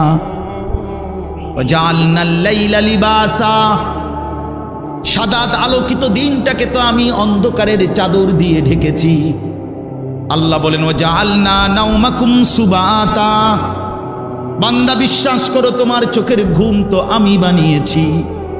বাজারে তো খাট পাওয়া যায়, তোশক পাওয়া যায়, বিছনা চাদর লেফ কম্বল কাঁথা বালিশ দরজা জানালা সিটকারি এসি সবই বাজারে মিলে বান্দা, কিন্তু 2 চোখের ঘুম তো বাজারে মিলে না। মিলে কি? ঘুম আসে কোত্থেকে? আল্লাহর থেকে। আল্লাহ বানায় তো। আল্লাহ বলেন 6 ঘন্টা 7 ঘন্টা আমি বান্দা তোমারে ঘুম পাড়ায় রাখলাম। 10টা বাজে ঘুমাইলা, 11টা 12টা 1টা 2টা 3টা 4টা 5টা 5টা 15তে অথবা 5টা 20-এ গিয়া ফজরের জামাত। 7 ঘন্টা বান্দা তোমারে আমি ঘুম পাড়াইয়া রাখলাম, বিনিময়ে 7 ঘন্টা পরে আমি আল্লাহ মাত্র 4 রাকাত নামাজের জন্য তোমার কাছে আবদার জানাইলাম বান্দা, ওইটা আমারে 4টা রাকাত নামাজ পড়ে প্রয়োজনে আবার তুমি বিশ্রাম করো, আমার কোনো আপত্তি থাকবে না। তুমি নাফরমান, সেই মালিকের দেওয়া 7 ঘন্টা 6 ঘন্টা ঘুমাইয়াও তুমি 4 রাকাত নামাজের জন্য উঠলা না। এই যুবক, যারা ফজরের নামাজ পড়ো না, তোর চাইতে বড় গাদ্দার এই জমিন আর কেউ নাই। নাফরমান, তুই বড় গাদ্দার, তোর চাইতে বড় গাদ্দারা বেয়াদব এই জমিন আর কেউ নাই। মনে রাখিস বেটা, বেনামাজির মতো অসভ্য, বেনামাজির মতো বেয়াদব আল্লাহর জমিন আর কেউ নাই। যার কপালে সেজদা নাই সে মানুষ না, ওই জানোয়ার, ওই জানোয়ার বেটা, ওই জানোয়ার। এটা আমি বললাম বেটা, হিম্মত থাকলে প্রতিবাদ কর বেটা। যে কপালে সেজদা নাই ওটা শয়তান। শয়তান এটা ইবলিস, এটা ইবলিস। শয়তান এটা, শয়তান, শয়তান এটা। কেন সেজদা দিবা না? এই নাফরমান, তোমরা যারা সেজদা দাও না কেন দিবা না বলেন? বলেন। আল্লাহ তাআলা এই ইবলিসকে বলেন, হুজুর 1 ঘন্টা আগেও 10 মিনিট আগেও কি কেউ তাকে শয়তান বলতো? তো তারে শয়তান কোন দিন থেকে কয়? যখন থেকে কি করে নাই? সেজদা করে নাই। যেই মিনিটে সে কি করে নাই, এরপর থেকে তার নাম কি হয়েছে? তো তারে শয়তান বলে কখন থেকে? এর আগে শয়তান বলতো? তো যে সেজদা করে না সে শয়তান, সে মুতাকাব্বির, অহংকারী। ফামা ইয়াকুনু লাকা আন তাতাকাব্বারা ফিহা, এই যে কোরআনে আছে। আল্লাহ ইবলিসকে বলছে সেজদা না করার পরেই আল্লাহ বলে, ইবলিস আমি আল্লাহর সামনে অহংকার করাটা সাজলো না, ঠিক করলা না। সেজদাটা না দিয়ে তুমি তো আমি আল্লাহর সামনে অহংকার করলা, তাতাকাব্বারা, কিবির করলা। আল্লাহ বলেন, আলাইসা ফি জাহান্নামা মাতওয়াল লিল মুতাকাব্বিরিন। আল্লাহ বলেন, নাফরমান অহংকারী, মনে রাখো জাহান্নামই কেবল তোমার ঠিকানা। হ্যাঁ নওজোয়ান, মোবাইল চালাইয়া খুব রঙে আসো, মানুষের বেডি চাও, আর সারা রাত উলঙ্গ নর্তকী দেখো, আর সারাদিন টুঁটো টোটো কইরা বন্ধুদের সাথে আড্ডা দিয়া খুব একটা মোসে আসো। অপেক্ষা করো, টাঙ্গাইয়া ফিটবে। অপেক্ষা করো, রঙের গুড্ডি শেষ হয়ে যাবে। একদিন দেখবা তুমি আর যুবক নাই, হয় বৃদ্ধ হয়ে গেছো, নয় কবরে চলে গেছো। অমিনকুম মান ইউতাওয়াফা মিন ক্বাবলু অমিনকুম মান ইউরাদ্দু ইলা আরদালিল উমর। আল্লাহ তাআলা বলেন, অসংখ্য শিশু যখন যৌবনের দিকে আসতে থাকে, আমি আল্লাহ তাআলা এরই মাঝে কাউকে মৃত্যু দিয়ে দেই আর কাউকে বৃদ্ধ বানাই। সব শিশুই কি বুড়ো হয়? কথা বলেন। তাহলে তুমি কেমনে ভাবলা বাবা? অনেক নওজোয়ান মাশাআল্লাহ। হাসান বসরি রহমাতুল্লাহ আলাইহি একদিন যুবকদেরকে দেখে বলছিলেন, ইয়া মা'শারাশ শাবাব, এ যুবকরা শোনো, ইন্না যারআ কাদ তুদরিকুহুল আহাতু ক্বাবলা আন ইয়াবলুগা। তিনি বলেন, শোনো, বহু গাছ, বহু ফুল, বহু ফসল পরিপক্ক হওয়ার আগেই ঝরে যায়। ঝরে যায় না? এই আম গাছে যতগুলো মুকুল ধরে, যদি এতগুলো আম হইতো সবটা, কি পরিমাণ আম হইতো। কিন্তু সব মুকুল কি আম হয়? ঝরে যায় কি না? ঝরে যায়। এই জন্য যুবক ভাই আমার, ওই চাচা বুড়া হয়েছে দেখা তুমি বুড়া হইবা তার কোনো নিশ্চয়তা নাই। না ভাইয়া, কোনো নিশ্চয়তা নাই। এজন্য আল্লাহ তাআলা বলেন, ইল্লাল মুসাল্লিন। এই বদভ্যাস থেকে বাঁচবে কারা? যে পাইতে দেরি হইলে হতাশ হয়ে যায়, আর পাইলে বখিল হইয়া যায়, লোভী থাকে, অধৈর্য থাকে, ভীরু হয়। আল্লাহ বলেন, মানুষের এই স্বভাব থেকে মুক্ত থাকবে কারা? ইল্লাল মুসাল্লিন, পাক্কা নামাজি যারা। আল্লাহ বলেন, আমার পাক্কা নামাজি বান্দা যারা, তারা না পেলে হতাশ হয় না, আর পাইলে কৃপণতাও করে না। সুবহানাল্লাহ, সুবহান। ইল্লাল মুসাল্লিন, যারা আমার নামাজি বান্দা। আল্লাযীনা হুম আলা সালাতিহিম দাইমুন, মানবীয় স্বভাবের ত্রুটি থেকে মুক্ত থাকে তারা। আল্লাহ বলেন, যারা দায়েম, সদা সর্বদাই নামাজ আদায় করতে থাকে। কখন কখন নামাজ আদায় করে? কখন? সর্বদা। কখন বলেন না? কখন? দাইমুন অর্থ সর্বদা নামাজ আদায় করে। সর্বদা বলতে বুঝছেন মানে প্রত্যেক শুক্রবার। সর্বদা বলতে কি? মোস্তফা ভাই প্রত্যেক শুক্রবার 2 রাকাত, একটা 25-এ মসজিদে ঢুকে, একটা 37-এ বাইরে। ঢাকায় কত বড় ঢাকায়, একটা 25-এ ঢুকে, একটা 37-এ। এই 10 মিনিটের মধ্যে 20 মিনিটের মধ্যে গড়ির দিকে চাইছে মনে 50 বার। কারণ এই যে গুড়া কিরমি কামড়ায়, গুড়া কিরমি কামড়ায়, ইবলিসে কামড়ায়। ইবলিসে তো মসজিদের বাইরের থেকে ডাক দেয়, এতক্ষণ বইয়ে রয়েছে মসজিদে, কি করো, তাড়াতাড়ি বাইরে বেড়া। তোর মতো লোক কি মসজিদে বইয়ে থাকুন না? এই জন্য ইমাম সাহেব সালাম ফিরাইতে দেরি, সাথে সাথে মসজিদ থেকে বাইর হয়ে যায়। হায় মুসলমান, পরবর্তী 4 রাকাত সুন্নতে মুআক্কাদা নামাজ ইমাম সাহেবের আব্বা সম্পত্তি দেখা শুধু ইমাম সাহেবে পড়ে, সামনের কাতারের মুসল্লিরা পড়ে, আর আপনাদের জন্য এই নামাজের হুকুম নাই, এই জন্য আপনারা বের হয়ে যান নাকি? এটাই শরীয়ত? কথা বলেন না কেন? এটাই দিন? তাহলে এই 2 রাকাত নামাজ পড়া, শুধুমাত্র শুক্রবারে জুমার নামাজ, শুধুমাত্র 2 রাকাত নামাজ, এইটুকুই মনে রাখবেন। আমি নিজে কিতাবে পড়ছি, কোন বান্দার একটি আমল কবুল হলো কিনা এটার প্রমাণ হলো ওই বান্দাকে আল্লাহ তাআলা এটা কবুল করিলে দ্বিতীয়বার পরের আমল পুনরায় তাকে ওই আমল করার তৌফিক দেয়। এজন্য যার ফজরের নামাজ কবুল হইছে তাকে আল্লাহ জোহর পড়ার তৌফিক দেয়, যার জোহর কবুল হইছে তারে আল্লাহ আসর পড়ার তৌফিক দেয়, যার আসর কবুল হইছে আল্লাহ তারে মাগরিব পড়ার তৌফিক দেয়, যার মাগরিব কবুল হইছে আল্লাহ তারে এশার নামাজ পড়ার তৌফিক দেয়। তাহলে আমনে চান্দু শুক্রবারের 2 রাকাত নামাজ পইরা আগে দিয়েও ফজর পড়েন নাই, পরে দিয়েও আসর পড়েন নাই, মাগরিব পড়েন নাই, সারা সপ্তাহ নামাজ পড়েন নাই, আমনের জুমার নামাজের কি দশা আমনে বুঝেন? হ্যাঁ, কে বলছে? এই যুবক ছেলেরা, তোমরা যারা শুধু জুমার নামাজ পড়ো, অথবা মাঝ বয়সী যারা, আপনারা যারা শুধু শুক্রবারের 2 রাকাত নামাজ পড়েন, এটা আপনাদেরকে কে শিখাইছে বলেন? কার থেকে আপনারা এটা নিলেন বলেন? কোন আলেমে দ্বীন কোনদিন আপনাদেরকে বলছে যে এক মুসলমানের জন্য নামাজ শুধু শুক্রবারে? কথা বলেন না কেন? তাহলে এটা আপনারা কোত্থেকে নিলেন? কিভাবে নিলেন আপনারা? মসজিদগুলো দোতলা হয়, শুক্রবারে জায়গা হয় না। মসজিদ ভাঙ্গা নতুন মসজিদ হয়, জুমার নামাজে জায়গা হয় না। মসজিদ কি শুধু জুমার নামাজের জন্য না 5 ওয়াক্ত নামাজের জন্য? হ্যাঁ, শুনেন, এটা মনে রাখেন। ইহুদিদের হাতে এই যে আজকে ইসরায়েল মুসলমানের রক্তে ভাসায় ফেলতেছে ফিলিস্তিন, গাজা, এখন আবার হামলা শুরু করছে লেবাননে।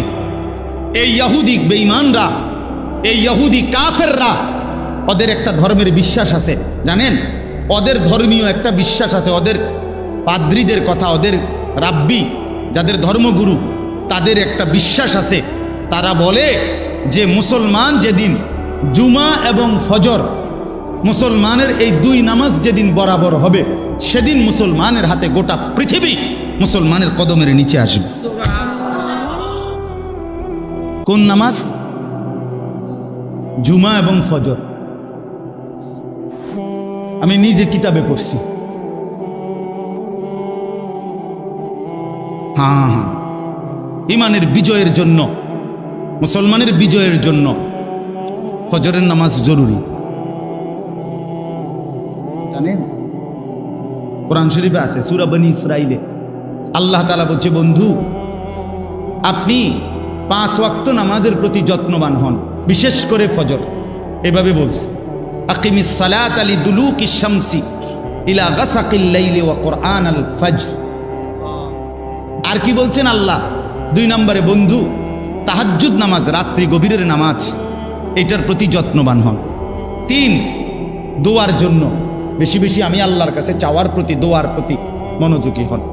এই 3টা জিনিস, আকিমিস সালাতা লিদুলুকিশ শামসি ইলা গাসাকিল লাইলি ওয়া কুরআনাল ফজর। আরেকটা হলো ওয়া মিনাল লাইলি ফাতাহাজ্জাদ বিহি নাফিলাতাল লাক। এরপরের আয়াত ওয়া কুর রব্বি আদখিলনি মুদখালা সিদকিন ওয়া আখরিজনি, এই দোয়া। তো আল্লাহ তাআলা বলেন 5 ওয়াক্ত নামাজ, বিশেষ করে ফজর। তাহলে ফজর সহ 5 ওয়াক্ত নামাজ, তাহাজ্জুদ নামাজ এবং দোয়া, এই 3 আমলে যখন ইমানদাররা অভ্যস্ত হবে। তো চতুর্থ নাম্বার এর পরের আয়াত, বিশ্বাস করেন এর পরের আয়াত, ওয়াকুল জা আল হাক্কু ওয়া যাহাকাল বাতিল, এই আয়াতটা এর পরের আয়াত। আল্লাহ বলেন এবার নবী বলে দেন হকের বিজয় হয়ে গেল, বাতিলের পরাজয় হয়ে গেল। কখন যদি এই তিনটা কি হয়, এই তিনটা পূর্ণ।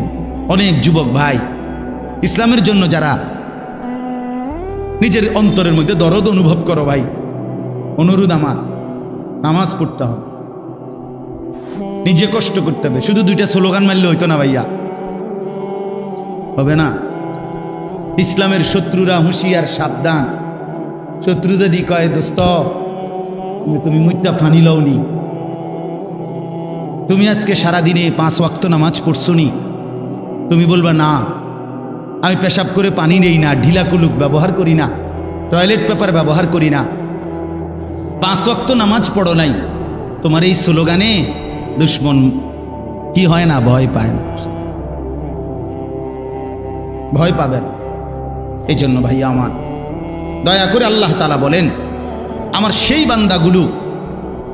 বান্দাগুলো আমার আলাদা, যারা নামাজি, যারা কি বলেন না, যারা কি নামাজ, আল্লাযীনা হুম আলা সালাতিহিম দাঈমুন, যারা সর্বদা নামাজ আদায় করে, 5 ওয়াক্ত নামাজ, 5 ওয়াক্ত নামাজ। আমার শায়েখ আরিফ বিল্লাহ হাকিমুন নফস আল্লামা মুফতি মুশতাকুন নবী কাসিমি হযরত দামাত বারাকাত গতকালকেও সুদর্ণপুরে ইসলাহি মজলিসে বয়ানের মধ্যে এটা বলতেছিলেন যে হযরত বলেন যে আমার দিল বলে, আমার মন বলে 5 ওয়াক্ত নামাজ যে জামাতের সাথে পূর্ণ ঠিকমতো আদায় করলো, তার যেন জান্নাতে যাওয়ার ক্ষেত্রে কোনো বাধা থাকবে না, কোনো বাধা থাকবে, কোনো বাধা থাকবে। এজন্য দয়া করে 5 ওয়াক্ত নামাজে অভ্যস্ত হন। যুবক ভাই নামাজ পড়েন। রাসূলুল্লাহ সাল্লাল্লাহু আলাইহি ওয়াসাল্লামের আখিরি ওসিয়ত নামাজ। জিব্রাইল আর আজরাইলকে সামনে রাইখা নবী আম্মাজান আয়েশাকে, নিজের স্ত্রীকে বলছে, আয়েশা আমি যাই আমার মালিকের কাছে, যাওয়ার আগে তোমারে শেষবারের মতো বলে গেলাম আসসালাত। আমার উম্মতরে বইল নামাজের দিকে খেয়াল রাখছে, নামাজের দিকে খেয়াল। হযরত ওমর রাদিয়াল্লাহু তাআলা আনহু 10.5 বছর মুসলমানদের খলিফা ছিলেন, বাদশাহ ছিলেন, আমির ছিলেন। 10.5 বছর তিনি মসজিদে ইমামতি করতেন, নবীর মসজিদে। এই 10.5 বছর পরে একদিন ফজরের নামাজের ইমামতি অবস্থায় প্রথম রাকাতে এক অগ্নিপূজক ছদ্মবেশে চাদর মুড়ি দিয়ে আইসা সামনের কাতারে হযরত ওমর ইমামের জায়গায়, এই প্রথম রাকাতে ওই বেঈমান আবু লু'লু মাজুসি কোমর থেকে ধারালো ছুরি বাইর করা হযরত ওমর রাদিয়াল্লাহু তাআলা আনহুর কোমরের মধ্যে নামাজরত অবস্থায় ছুরি দিয়া 7-8টা গায়ে দিছে। রক্তে নাড়ি ভুড়ি সহ ওমর রাদিয়াল্লাহু তাআলা আনহু যখন চাপ দিয়া দইরা, এরপরে প্রথম কাতার থেকে হযরত আব্দুর রহমান ইবনে আউফ, একজন সাহাবী, বিখ্যাত সাহাবী, আশারায়ে মুবাশশারার একজন, এই উনারে ইমামের জায়গা আইনা হযরত ওমর রাদিয়াল্লাহু তাআলা আনহু একসাথে সরে গিয়ে রক্তে ভাসতেছে। এই অবস্থায় একটা কথাই শুধু বলছে, আব্দুর রহমান আগে নামাজ শেষ করো, তারপরে আমারে ধরো। কাটা মুরগির মতো ওমর পাশে তরফাইছে, সাহাবায়ে কেরাম আগে নামাজ আদায় করছে। প্রিয় বন্ধু, ইসলামের জন্য যদি কিছু মনে পড়ে, আখিরাত মনে পড়ে, সেজদা দিতে হবে। আমি শক্ত কথা বলছি আর কি, সেজদাবিহীন আসলেই মানুষ হয় না। আল্লাহ কোরআনে বলছে মনের ইচ্ছা মতো যে চলে সে ইনহুম ইল্লা কাল আনআম, আল্লাহ বলেন সে মানুষ নয়, সে চতুষ্পদ জন্তু, চতুষ্পদ জন্তু। এজন্য ভাইয়া নামাজ পড়া দরকার, নামাজ পড়া দরকার। অনেক যুবক ভাই সামনে আছে, দাঁড়িয়ে আছো, সবার কাছে অনুরোধ, নিজের উপরে কদর করো ভাই, নিজের উপরে দয়া করো। এই মোবাইল শেষ পর্যন্ত ভালো কিছু দিবে না, এই বন্ধুদের আড্ডা শেষ পর্যন্ত ভালো কিছু দিবে না, ভালো কিছু দিবে না। শেষ পর্যন্ত আমরা একাই, কবরে তো একাই, দুনিয়া তো একাই, আমরা বাস্তবতা হলে একা। আচ্ছা, আমার যে মনে করেন আমিও সবসময় ভাবি আমি একাই। আমার যদি পেটে ব্যথা করে, আর কারো পেটে ব্যথা করে না, আমি একাই। আমার যেদিন পাও ভাঙছে সেদিন আমার বন্ধুদের পাও ভাঙে নাই, আমারই পাও ভাঙছে। আমার যেদিন জ্বর উঠছে গত সপ্তাহে, আমার সাথে তো আমার বন্ধুদের জ্বর ওঠে নাই, আমি একাই। আমি হাসলে আমি কাঁদলে আমরা প্রত্যেকে একাই মূলত। কাজেই নিজেকে ভুলে যাওয়া, নিজের আখেরাত ভুলে যাওয়া, নিজের মরণ ভুলে যাওয়া, এটা জীবনের ব্যর্থতা, পরাজয়, এটা লাঞ্ছনা। আল্লাহ আমাদেরকে বুঝ দান করে, আল্লাহ আমাদেরকে বুঝ দান করে। আল্লাহ তাআলা বলেন, ওয়াল্লাযীনা ফী আমওয়ালিহিম হাক্কুম মা'লুম। আমার প্রিয় বান্দা তারা যারা এই কথা জানে যে তাদের সম্পদের মধ্যে নির্ধারিত হক আছে, লিসসাইলি ওয়াল মাহরুম, অভাবী, দুস্থ, বঞ্চিত, অসহায়ের জন্য তাদের সম্পদের মধ্যে হক আছে। অর্থাৎ আমাকে এটা মনে রাখতে হবে, আমার যে 10টা টাকা আয়, 100টা টাকা আয়, 50টা টাকা আয়, এর মধ্যে পুরাটা টাকা আমার না। আমার এই টাকার মধ্যে একটা অংশ গরিবের আছে, এতিমের আছে, বঞ্চিতের আছে, মাহরুমের আছে। আল্লাহর রাস্তায় খরচ করা এইটা আমার সম্পদের নিয়মিত ডেইলি দায়িত্ব। বুঝছেন আমার কথা? একটা গুরুত্বপূর্ণ কথা বুঝেন, কোরআনুল কারীমের মধ্যে আপনারাও শুনছেন, যত জায়গায় নামাজের কথা আছে তত জায়গায় আল্লাহর রাস্তায় খরচের কথা আছে।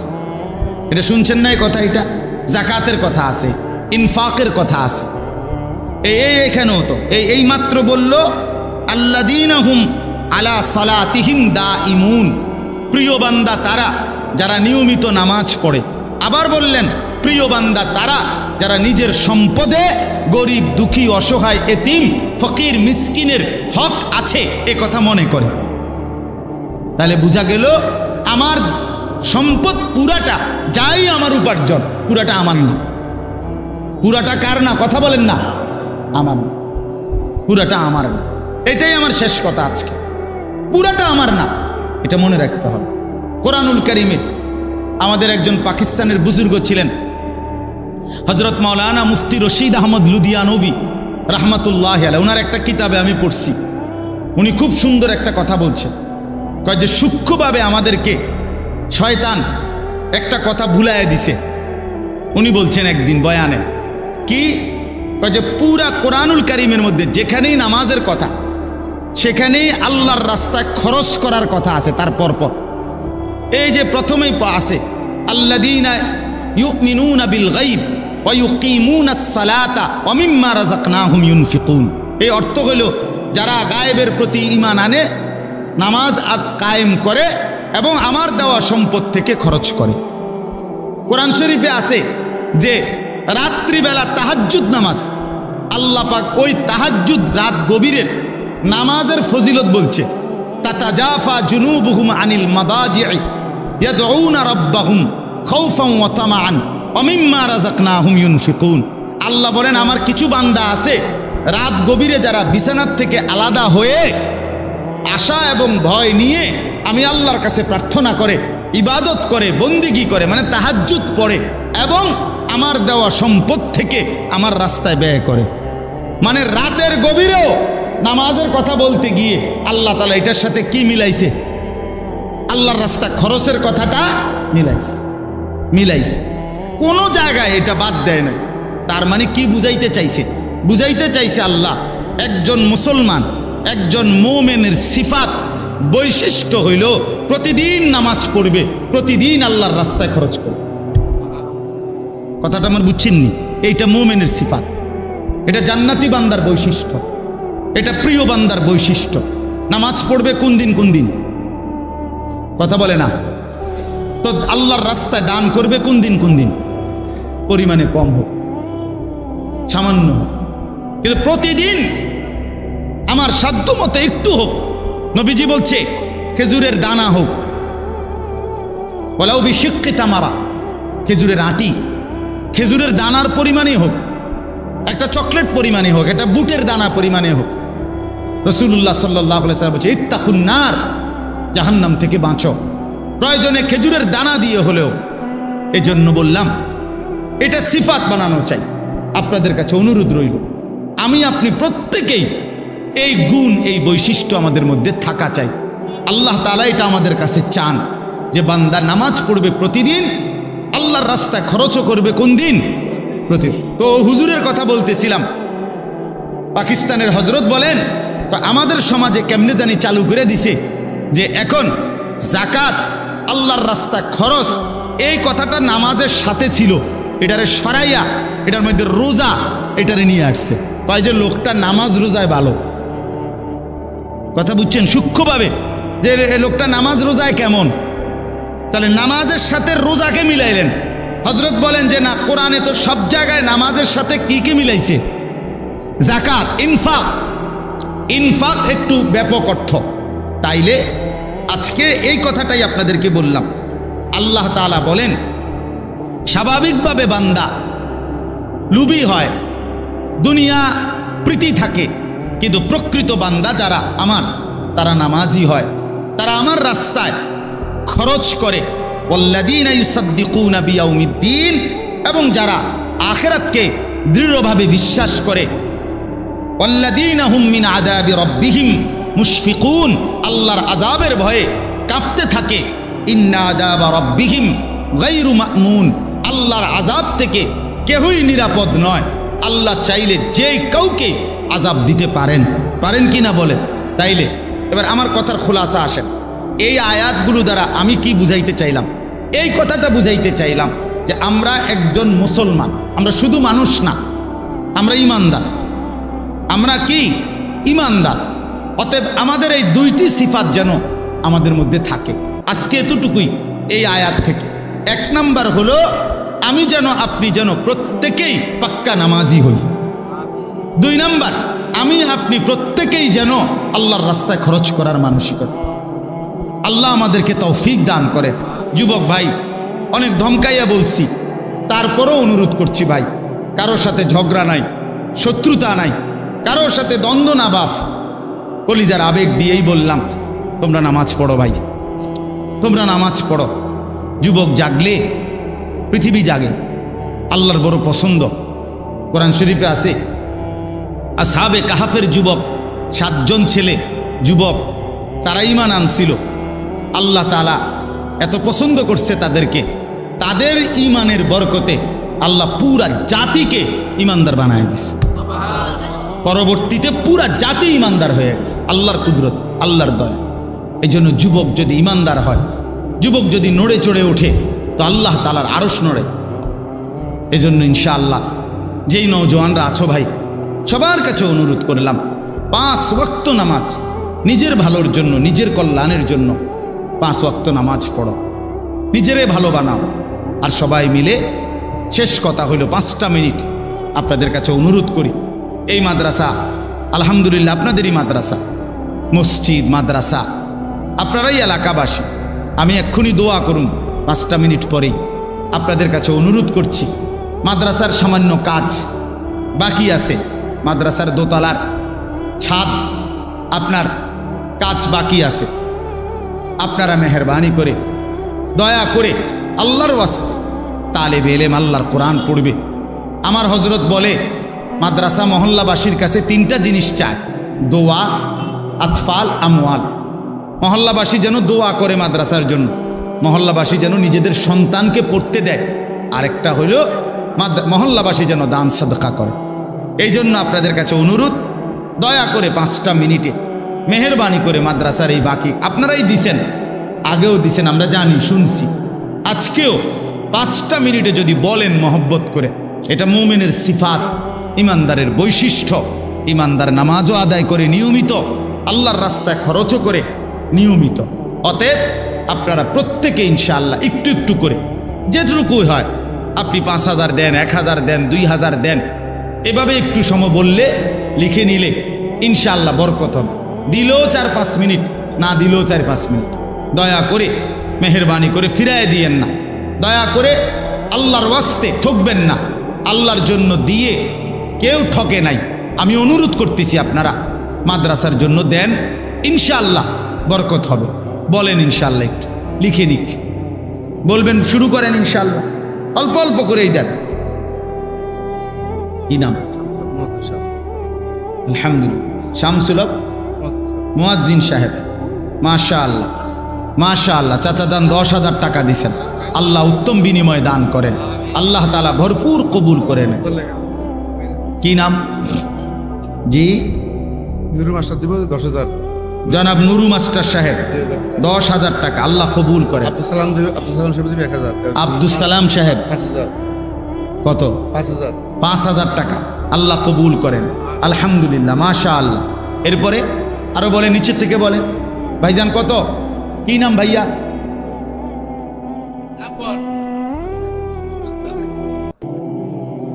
রাসেল ভাই 5,000 টাকা, আল্লাহ কবুল করেন। আলহামদুলিল্লাহ, আল্লাহ ভরপুর বরকত দান করেন। মাশাআল্লাহ, রাসেল ভাই বলছেন। এরপরে বলেন জাকির ভাই 5,000 টাকা, আল্লাহ কবুল করেন। আলহামদুলিল্লাহ, মাশাআল্লাহ। অল্প অল্প করে বলেন, বলেন দ্রুত বলেন, বলেন ইনশাআল্লাহ, বলেন ইনশাআল্লাহ, হিম্মত করে বলেন। 1,000 টাকাই হোক, 2,000 টাকাই হোক, 5,000 টাকাই হোক, যেটুকু হোক, 10,000 টাকাই হোক, অল্প হোক। 1,000 টাকা। কত? কি নাম ভাই? ইমরান ভাই 1,000 টাকা, আল্লাহ কবুল করেন। আলহামদুলিল্লাহ। গোলাম মুস্তফা কত? 5,000 টাকা, আল্লাহ কবুল করেন। কই? মাশাআল্লাহ। হুমায়ুন কবির সাহেব 5,000 টাকা, আল্লাহ কবুল করেন, আল্লাহ বরকত দান করেন। মাশাআল্লাহ। জি বাবা বলেন, আরো বলেন, বলেন ইনশাআল্লাহ, বলেন। মাদ্রাসার জন্য দিয়ে এই তালিবে ইলম দ্বীন শিখবে, ঠকবেন না আপনারা, আপনাদেরই ভালোবাসার স্মৃতি এবং আপনাদের বরকতের মাধ্যম থেকে যাবে। মাশাআল্লাহ। কি নাম? 1,000 টাকা দিলেন, আল্লাহ কবুল করেন। আলহামদুলিল্লাহ।